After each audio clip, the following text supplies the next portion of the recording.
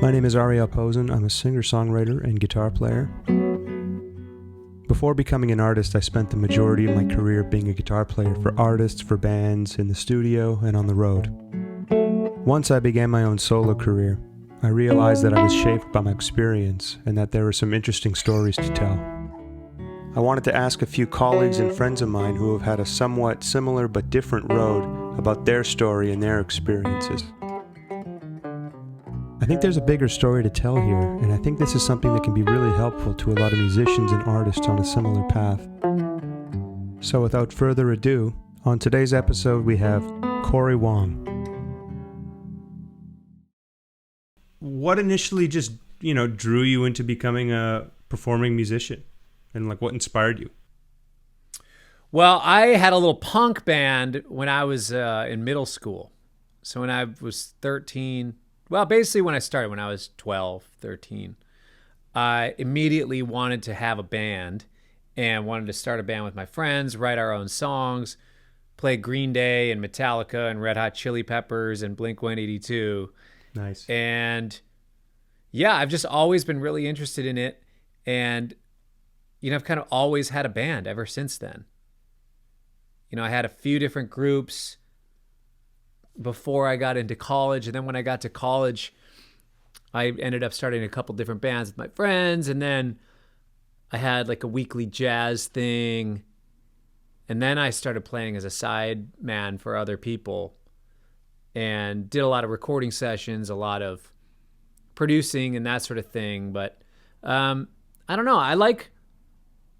I guess it's just literally since the beginning, that was kind of my plan, Okay, and what was, just in terms of the backstory, if you had to pinpoint it, when was there an actual shift in career direction for you? And you were playing music already, but when did it become, oh, this is just a job, this is, I can literally do this as a job now?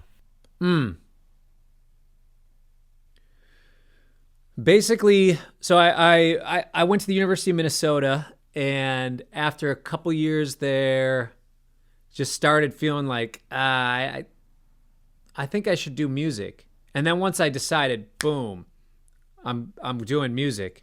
It's all I pursued. So I was doing music lessons. I started to play some more gigs with my jam band, and that wasn't playing in a band wasn't really in my own original group. Didn't feel like a career thing at that time. But then I was getting hired to produce albums for random things, sometimes just generic music, like they would have at Borders Bookstore or Target at the end cap, Right. So I was making albums, doing that sort of stuff. You don't want to hear it. I don't want anybody to hear it. It's all some of those early records are just awful. They're me learning how to do what I do. But some of them are fine. They got what they paid for. They didn't want to pay the people that were originally doing it because they cut their budgets by tenfold. Right. So they hired some of us college kids to do it, and they got what they paid for. I'll just say that. Not your proudest work.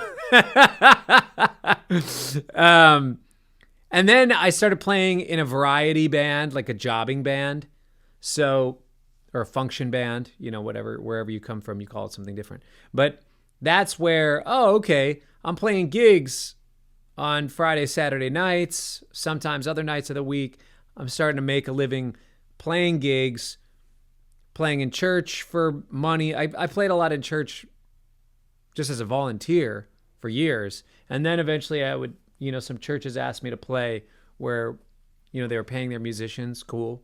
And then started actually getting paid to do original projects for people where I would produce somebody's band or play guitar in somebody's band, and then, play gigs as a sideman for them. Then eventually I started just playing, I started getting called for tours out of Nashville, and it just kind of happened all in the span of a year and a half. And really, I would say I'm doing this thing. I felt like I'm a real professional musician. I don't know, when I was 24. But as far as as far as getting to be able to play mostly original music, that's another career shift where it's like once Wolfpack, Fearless Flyers, and Cory Wong became my main things, that was probably 2018. Right. Yeah, or 2017, I guess. But yeah, probably 2017. That was actually a big career shift because now it went from playing all other people's music to now being a part of the band and having my creative input much more a part of what we're doing. And for my project, like I'm giving it a go. I'm gonna be Cory Wong, the artist. Yeah. Or whatever. And, that's kind of been fun to have that grow and have people respond to it in a really positive way. It's been awesome. It's been fun. So I love it because obviously a lot of experience as a sideman and like being in an actual band too. Because they're really like, for those that don't know, like they're two completely different things. Totally different. When you can have input Completely with different. other people who are all equal as opposed to like, hey, sound check's at 3, dinner's at 5, show, that, like when you're just told to be there and literally irreplaceable too. Or you can be replaced at any time. What am I talking about? Yeah, it's the opposite you are of irreplaceable. replaceable. Yeah. It's been a long day. Tell me like the steps you took when it came to finally making your first record. I don't know, did you do like an EP or did you do a record? And were you pretty self-motivated or were you like influenced by others to like kind of take that step forward? I've kind of always had this thing where I make albums. It's like I got to make this album before the gig is up. Right. Like I don't know. There's like maybe this anxiety that I have where someday I'm gonna wake up and the bubble's gonna burst, and I just got to be done playing music. So I've actually made albums since I was in 8th grade. So I produced my band's first album. We did a 4-song thing. Oh my gosh, I wish I could find those tapes. They're actually like on zip drives or something because I had this used Boss BR8 recorder that I had got at the time. This old technology by the time I had it. And it was on zip drive. Like I couldn't even get zip drives anywhere. It's just like, I don't know, that's what they're on. Yeah. And I could do a limited amount. So I did that with my band. And then in college, recorded with my band at a friend's studio, and we made an album. And when I was in college, I made a couple albums that, I've thrown away all the copies of because I don't want anybody to hear them anymore. But sometimes those things just always come back to haunt you. College projects. But those were at the time, it was like I got to make an album because I might have to, become a branch manager at Wells Fargo or something, Right. And or whatever, not that that's a bad job. I just thought that's a great job. Sure. I just thought I still sometimes have this anxiety like, someday I'm going to have to give this up and go get a real job or whatever. So, as far as but actually in this stage of where I'm at, I was touring with a handful of artists out of Nashville. I was on break from a tour with Ben Rector, and I decided I'm going to record some of my own music. I feel like I'm starting to have a vision for something I might want to do. I'm going to explore it. So I recorded a little 6-song EP called MSP Part 1. And I did that. And then it kind of didn't really do anything, didn't really move the needle, but it was fun to do. And I thought, okay, I think I'm kind of honing in on something here. And then the next year, I made my first album called Cory Wong and the Green Screen Band. And that's when I first kind of said, all right, I'm actually going to give this a real shot.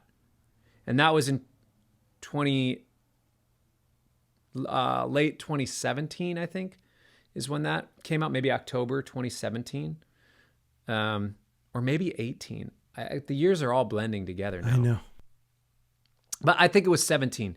So that came out, and then it's just been kind of going at it ever since. And Right. simultaneously with Wolfpack and Fearless Flyers And now I do less of the sideman thing. Yeah. Which, yeah, like we've been talking about, like we've talked about before, the experience of being a sideman, the experience of playing in a band is very different, because for me, when I play as a sideman, I am aligning myself with somebody else's vision.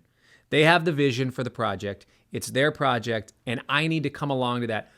Grab on to what it is they're going for. Big picture and exactly what's in the moment. And deliver parts, tones, and feels that are going to help them along in their vision, that's going to help them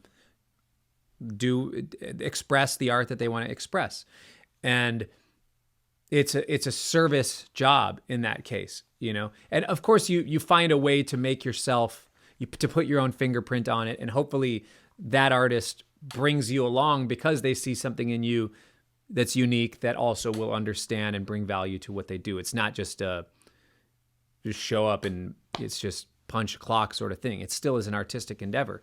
But you have to have a sense of being able to understand that you're aligning yourself with somebody else's vision. When you're playing in a band, like with Wolfpack, Jack is the band leader. It's Jack's band, but he brings us along for the ride, and we're in the car together, and there's a lot more creative input.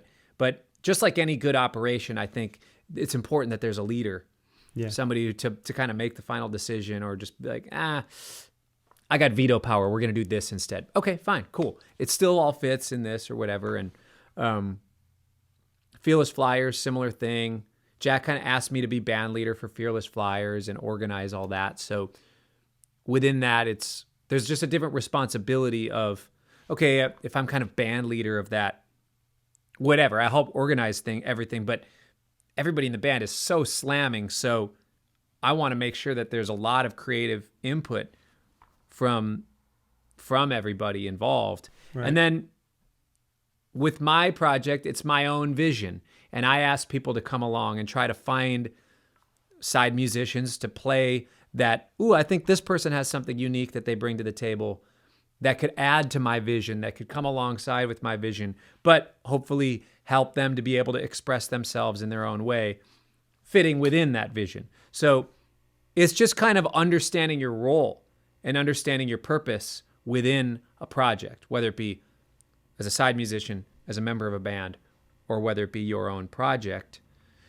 But, and this other thing that we've talked about before is how you kind of make that transition and what you learn from those different experiences. I have learned a ton from being a sideman for other musicians, because I see the way that they're doing things, certain cost-benefit analysis that they have to take, certain risks that they have to take, decisions that they have to make, both creative and business-wise, and just kind of pay attention. A lot of people, they don't pay attention to that sort of thing. I knew all along, I'm going to try to do my own thing at some point. So I'm paying attention to people who are successful. What are they paying attention to?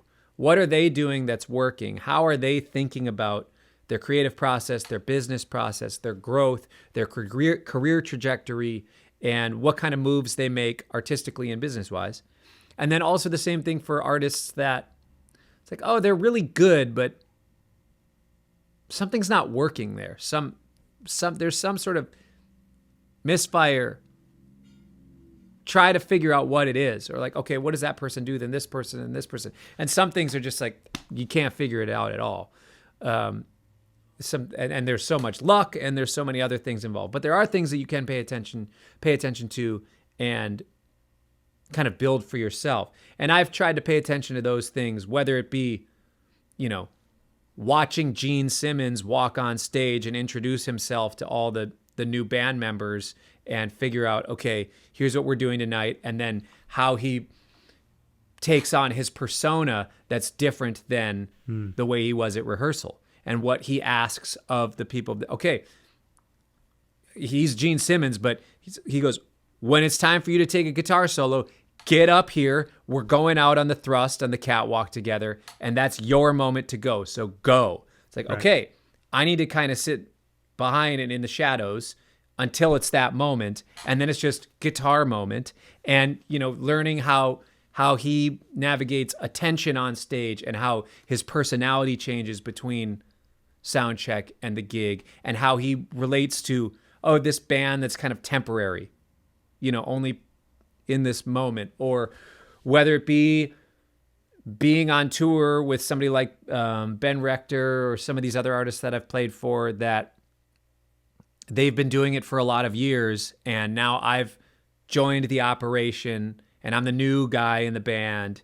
See how he's bringing me alongside. What's he looking for? Like, I figured out what I knew the other musicians and what they brought to the table, just because I know them as musicians and them as people. So what does Ben pull out of each of them, out of each of us in the band, and how does he use those things to make everything better? Like, ooh, what's the interesting thing that you bring to the table? Ooh, let's use that. Ooh, what's magnetic about you? Let's use that in this. Here's how that fits within my band. And Jack Stratton is a perfect example of really doing that. So I learned a lot from Jack, how he does that, what he pulls from Woody or Joe Dart or Theo or me or Antoine or Joey. It's like there's all these different things that we bring to the table. So how do you use all those in one band? Jack is a real mastermind of how and when to bring those things together. So just paying attention and watching people that are really good at that, paying attention. I've tried to pick up some of those sort of techniques or different things, Yeah. So you just basically answered this, but I'm going to ask it anyways, just in case there's something else. Yeah. So now that you've spent, a good amount of time, let's just say on both sides, as like heavily putting time into a solo act and still producing for like being just a hired gun and a band member too. Do you just have any, other than what you just said, this is more so industry, I guess, but like, do you have any grand insight into the music industry that you think would benefit others who are pursuing a similar path that you probably wouldn't have gained or had from shifting and doing both? So I think, like I was saying, just pay attention. And try to break things down into different ways, that pay attention to different things. And for me, I compartmentalize different parts of somebody's career as an artist. And then I try to analyze those as best as I can, and then see where what things are objective, what things are subjective, and even just set those aside from each other in the same bin or whatever. But, if you look at somebody's artist career and you try to take a look at the business side and then their artistic side, those have to live together if they're going to have a successful career doing what they do. Sure. And obviously, my thought is the most important thing is the art side of things. If you make really compelling art, the business, you'll end up. We could go long into that, but I think that will end up coming. And whether you can handle that yourself or whether you bring somebody on to help you with that, doesn't matter. That's fine. But as far as the artistic side, there's trying to analyze what seems like somebody's big picture vision. What are they all about? What is like their main purpose and driving force in what they do? What is the thing that's most magnetic about somebody? Is it the way that you play slide guitar and rhythm slide guitar stuff together? Like, you have a really interesting thing, the way that you approach slide and your guitar playing in general, songwriting, bringing all of that into one, singing. For me, like lead rhythm guitar player, what's really magnetic about a certain artist or a certain player? Think about those sort of things, and whether that be intentional or not. What's the thing that people always talk about when this person comes up, or when this person's music comes up? And then just kind of I think about where artists are going and where they've been artistically, and what kind of music they listen to, and that kind of gives me a better idea of their influence of their influences for themselves, and just the way that they're going to interpret and take in what's happening in the world, and then you take a look at the business side of things, and is this the type of artist that does a lot of touring? Is this the type of artist that does a lot of albums, producing, songwriting? The business side, what's their main goal and vision for that, and what's, how does the industry see them?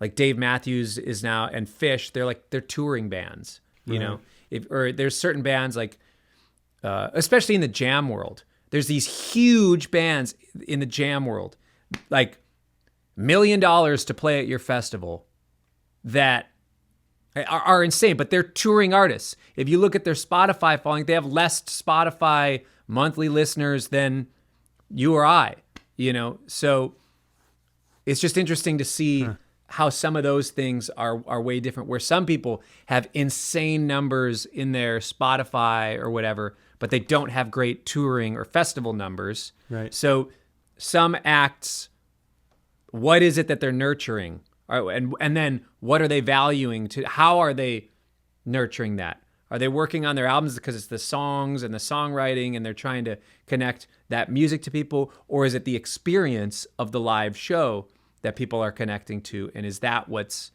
they're pouring more of their energy to? And so I think, as far as the long-winded answer of what insight I have, is just there's a lot of ways that you can pay attention to different artists and what they do, and it can help show you what kind of options there are, because the path for a successful jam band, the blueprint, if you will, looks very different than the path for a successful singer-songwriter band, and both artistically and business-wise. So you pay attention to those different things. It might actually inspire you to let you know that you have a lot of options. There's a lot of, I have some friends that are professional musicians, crushing it, making hundreds of thousands of dollars a year, and nobody really knows who they are because they write music for TV and film, like sync stuff, under these kind of pseudo artist names. And that's what they want to do. They don't want to be on the road. They don't want, and maybe they do, I don't know, but most of them say they don't, and they're making more money than I do by, making music in their bedroom. It's like, frick. Maybe I could spend a couple years and focus on that. And, but I love touring. I love playing live. I love exactly what I'm doing now. So there's a lot of options out there. Yeah. Explore them all. Forget that there's a pandemic, because I know that also hasn't stopped you in any way. But like these days, Sure. how have your work priorities shifted? And like, what do you think most about when it comes to a project?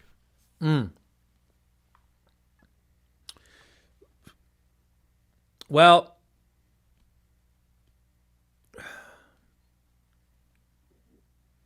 I think for me, I'm always thinking about what's the purpose of even doing this? Like, why am I putting out this album? Why am I going on this tour? There needs to be a pretty compelling purpose for me to do something. And most of the time, it's an artistic decision. Some festivals, like festivals offering a lot of money, it's going to be tough travel, but I really need the money, so I'm going to do it, right? Yeah. Or like, same thing for if you're a gigging musician. It's like, yeah, actually I'm playing this wedding ceremony, and then there's a gig at this club afterwards, and then there's a late night set. Yeah. I can do 3 gigs in one day. Yeah, changing the car. I need the money. Yeah. Same thing. It's just different, whatever. And like, also sometimes I'll take gigs because the people that play in my band, part of their income and what they rely on for their livelihood is me going out and playing. So even if I'm thinking, I don't want to do it, I want to work on something, it's like, well, these people are kind of counting on me to do a certain amount of touring or playing. So I'm going to do a certain amount of touring and playing so they can continue to do what they do, what they're meant to do with their lives, and to do it with me because I enjoy having them along. But like this last year, I made a bunch of albums, and I didn't go into the year thinking I was going to make a bunch of albums. Part of it was just I have a lot more time at home, and I'm writing and recording demos that I'm actually really liking the way they sound. And, I've always wanted to do an acoustic project. I had a ton of voice memos of acoustic ideas. Right. And I just wanted to do an acoustic album. So I'm going to do it because I have the time to do it. And nobody's expecting me to go out on tour with the acoustic album. So it's not like there's a confusion of messaging. Like, Sure. oh, I thought you were a high energy funk guy. That's why I got tickets for my family because we were going to rage and it was going to be fun. But you're doing your acoustic thing. There was no worry. There was no expectation for that. Yeah. So that was a real perfect time to do that sort of thing. And then this project I'm in the middle of right now, Cory and the Wong Notes, that I've just released. That's been fun because I had this idea for a variety show. And it's like this variety show and this large ensemble. And it's just a fun party environment. And I've had the idea of that for a long time. It's this artistic expression that I wanted to make, that because a lot of my songs I write mostly instrumental music. So there's certain parts of me that I can't express through the guitar, that I could through lyrics if I liked the tone of my voice better as a singer. My tone works for a few specific things, but not everything. And now moving forward, just kind of building on that and kind of expanding what that is and collaborating. Like I've been really into the idea of collaborating. Like you and I have been writing together lately, Yeah. and talking about having you on, collaborating with me on my stuff, and we've written some stuff for you, and it's been awesome. I love the idea of working with other people, and I think that's kind of where I'm stepping into now. The purpose for me doing projects right now is to continue to move what I'm doing along, move the ball down the field, but hopefully not a couple yards at a time. I'm trying to make some nice passes. And I think in order for me to do that, I need to expand some of the people that I work with, expand some of my idea of what is possible within collaboration and writing. And like the first couple things that we wrote together, it's like, oh, that's really cool. I wouldn't have thought about it that way. Right. And yeah. for you, it's just, it's just, this is where my hands go. And for me, sometimes it's the same thing. Like, oh, I don't know. Yeah, this is just where my ears and hands are leading me this way.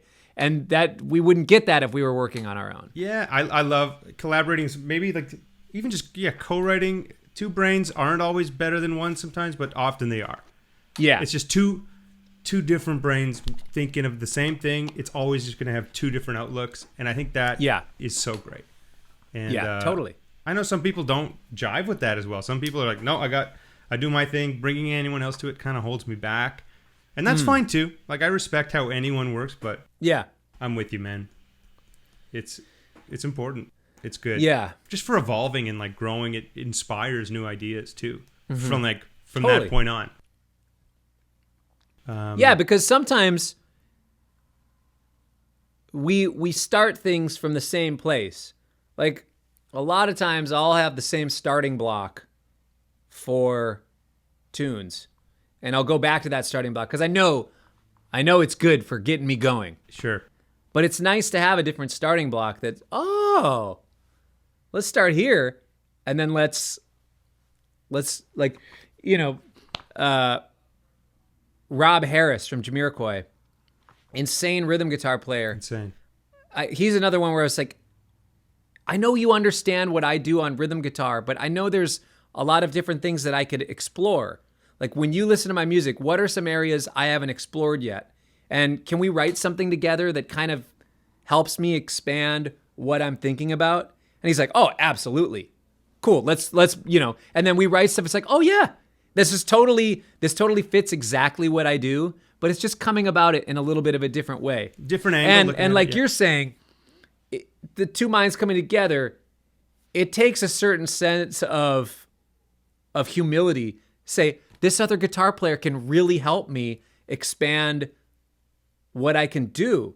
And, there's a sense of camaraderie then also. And I guess humility and releasing of some of your own ego on, I'm always going to come up with the best ideas. Like, when I write with other guitar players, I get amazing ideas because they just, depending on who the guitar player is. If it's somebody, but yeah, anybody that I'm writing with, it's normally a really fun situation where there's something new or different that I can draw from it. Yeah, as it should. As an artist, how much of your work would you qualify as innovative? And in such a closed modern market, with like so many genres and micro genres, how are you trying to just keep things fresh, but more so just like keep things you and honest, I suppose I could answer that a few different ways. I think big picture, I'm always trying to think of how to grow and do something new. But I think as far as like innovative goes, the thing that I would say that I kind of have grasped onto and am continuing to explore is this riddle of I'm a lead rhythm guitar player. And I don't know other guitar player artists that has been their main thing. You got cats like Dave Williams, Paul Jackson Jr., I guess Nile Rodgers would be a good example. And then you could, of course, say a bunch of other guitar players, but those players oftentimes are more known for their lead thing. And that's what they want to be known for. Like, that is their goal. Yeah. Eddie Van Halen, insane rhythm player. He could be one of the best rhythm guitar players on the planet, even if he didn't have the lead thing, right? So for me, I've been trying to think of how can I build an artist career as a lead rhythm guitar player, where the rhythm guitar is kind of the crux, kind of the anchor of the whole thing. And that to me has been a really fun thing because sometimes I can blend melody and rhythm together, and then that makes it a little more obvious. But a lot of times it's more about how I'm writing a riff or a specific line or a specific rhythm part and how it interacts with everything else.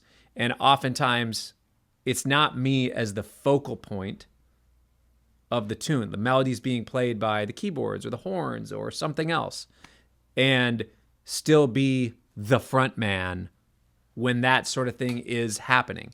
And that's been a really cool thing to explore. And I'm not saying that I'm the first person in the world to do it. I don't know anybody else who's like, I'm a rhythm guitar player and I'm the front person. Right.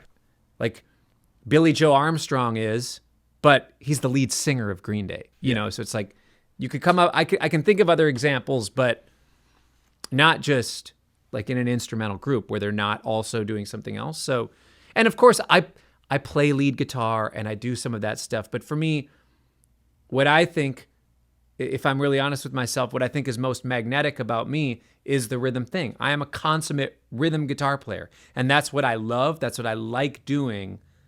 I want to be a rhythm guitar guy. Like when I go sit in at a jam, it's funny because we'll be laying in the cut, hanging out, and then all of a sudden, everybody's, hey,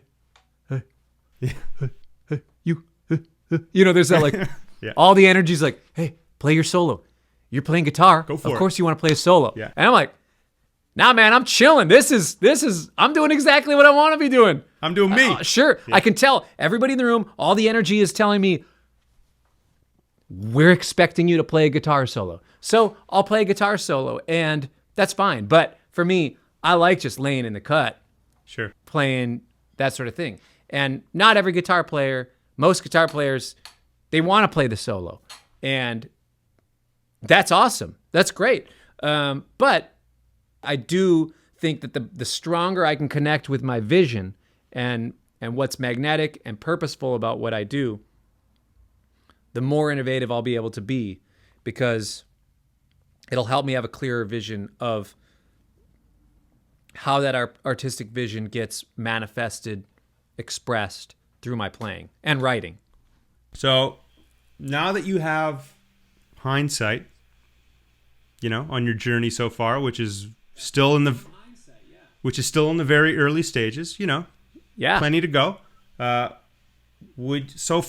till now, would you change any of your decisions along the way? I would be too afraid to, because I really like where I'm at right now. And I really enjoy the experiences that I've had. And had I changed many of, like, the easier answer would be like, yeah, follow and pursue my artistic vision and finding my own voice from the start, rather than like, oh, I want to be Pat Metheny, I want to be Prince. Sure. Like, those things actually really helped me, because I was able to hone in on two very distinct voices and figure out, like, those are two very potent musicians with very potent voices. I'm not even talking about Prince as a writer and as a singer. I'm saying just as a guitar player. And so my advice would be to go back, or my hindsight would say, oh, just go find your own voice earlier. But had I not done all of that, I maybe wouldn't have the same life experiences and the same things that I'd learned. So I'm actually, I don't think I would change anything, only because I'd be afraid that I would miss out on some of the integral things of learning. But butterfly effect aside, the hindsight would be always just focus on what your own voice is, rather than trying to find and mimic somebody else's. Yeah. Now it's okay to study somebody else and do a full on